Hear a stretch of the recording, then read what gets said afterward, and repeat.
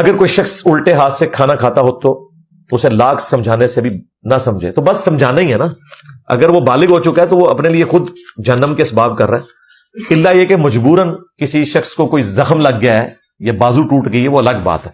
ورنہ صحیح مسلم میں حدیث ہے کہ نبی علیہ السلام نے حکم فرمایا کہ دائیں ہاتھ سے کھانا کھانا ہے، بائیں ہاتھ سے شیطان کھاتا ہے. یہ حکم آ گیا. اور مسلم شریف میں ایک بڑی عجیب و غریب حدیث ہے، لمحہ فکری ہے، کہ حضور کے سامنے ایک شخص الٹے ہاتھ سے کھانا کھا رہا تھا. آپ نے فرمایا کہ دائیں ہاتھ سے کھا، بائیں سے شیطان کھاتا ہے.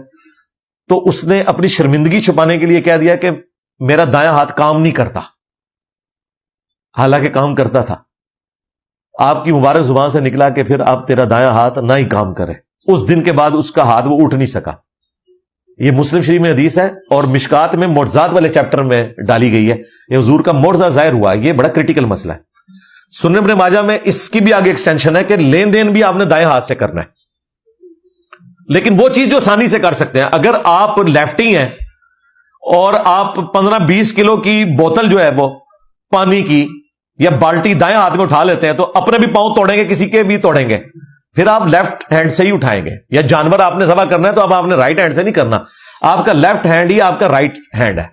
ٹھیک ہے، لیکن جو آپ کر سکتے ہیں جیسا کھانا پینا، چھوٹا موٹا لین دین، تو وہ آپ جو ہے وہ دائیں ہاتھ سے ہی کریں. کھانے پینے کے معاملے میں تو بہت سختی ہے جی، سیدھی سی بات ہے.